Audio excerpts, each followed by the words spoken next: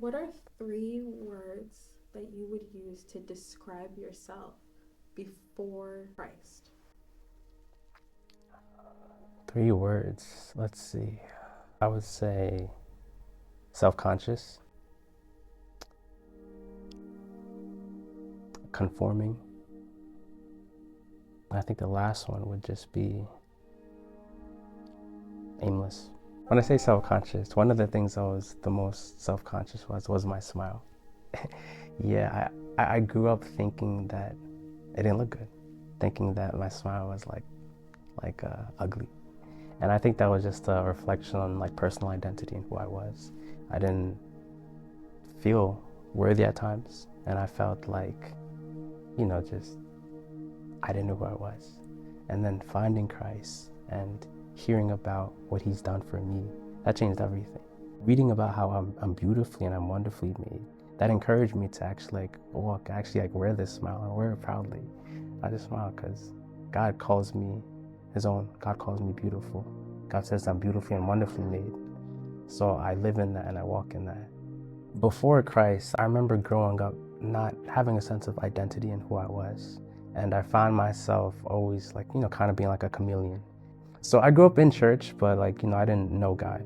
I kind of just went because my parents forced me to. Even though I was in church for most of my life, for actually all my life, I didn't know God. I was the kid that was sleeping. When I was younger, I used to sleep in church. No shame, I used to sleep. And then as I got older and as the scoldings came, I kind of wisened up. I used to read a lot. So I would go at church reading any other book but the Bible in front of me.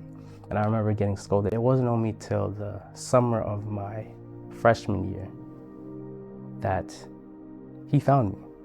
So every summer, or not every summer, but usually some summers, my church organization does a youth convention, a youth crusade. It's just an amazing social time. That's how I looked at it, a social event. I didn't go there for the religious reasons. I just went there to hang out with my friends and to have a good time. So I remember going there the year before being like, okay, this is lit. So when the next year came, I was like, all right, cool, let's have a fun time again. But that year, freshman year, God started to do a work in my heart. Instead of just being at church and reading, I started to actually look up and hear what the preacher was saying. I'd be like, oh, interesting. The theme of that entire youth crusade was awake sleeper, Christ redeems. And he preached on that. He preached on the importance of the people in the church need to be awake, because you can fall asleep. You can just go about life on autopilot and not doing what the things you're supposed to. And he was saying how life as a believer is more than going to church. It's loving God, it's worshiping and walking in him and walking life with him. And I realized as he was saying that, the conviction was hitting me like it's never hit me before. I remember in the past, that past year, someone would preach and I'd be like, oh wow, that hits me. And then Monday I just forgot all about it. But at that moment, it really, really pierced me. It really, really hit me. So I remember feeling like, oh shoot, I've been kind of living a lie. I've gone to church, I've been sitting in services thinking I was good. I think I'm going to heaven because I've done that. But that's not the thing. That's not the thing that saves you. He talked about how we're all sinners. We all walked away from God. We all did things that weren't supposed to. We fall from God's glorious standard that he set. And a punishment is deserved. And then he talked about Jesus and what he did. I've heard in the past that, yeah, Jesus, he comes and he died for you. He saved you. I'm like, yeah, cool. But it didn't really hit me until that moment. And I was like, so in the midst of me being like, oh shoot, I'm not good. Then he come up with the message of Jesus, and then I was like it really did hit me for the first time. And I remember my heart feeling so warm. It's my heart was searing inside of me, and I was like, whoa, I have to change. So I went up to the altar, I gave my life to Christ, and I've been walking with him ever since. I find that even with the lows that come, that God has picked me up from the deepest pits. He's been an anchor. He's been a sustainer to me. He's been a comforter. He has been my rock. He has been my refuge. And it's, when I think about the good things he's done and the things that he brought me out of, and like where he has placed me now, in a place of peace, in a place of purpose, in a place of direction. Like, it's amazing. It's amazing. One of the things that I'm learning is the importance of community. I remember being in college and having that, especially like my last final years, like being surrounded by my fellow brothers and sisters, because it helps you grow, it helps you with your own walk.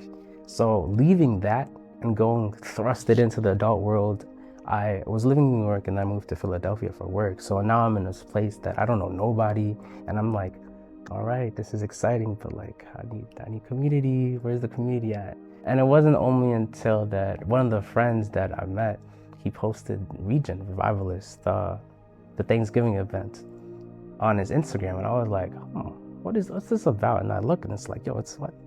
This young people? Yo, on fire for God, what is this? And I looked what the event was, and it was 5 minutes away from me. So I popped out, and it was amazing. It was absolutely amazing. And then I got in contact with the leadership, and they said, yeah, come through. And that started me being a part of the Regen community. And it's been so essential.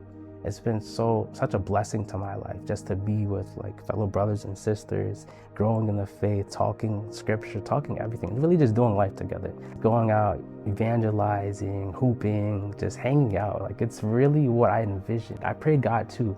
I was like, all right, God, I'm in a new place. Send me some godly friends that I can be with, that I can grow with. And Regen has been just that.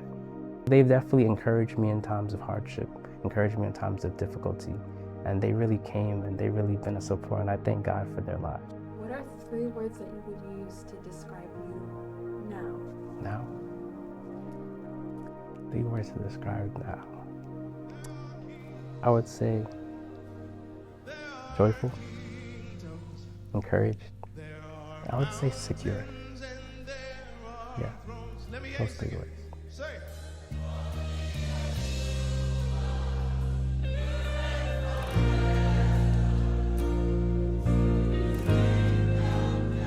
Sing it as we declare.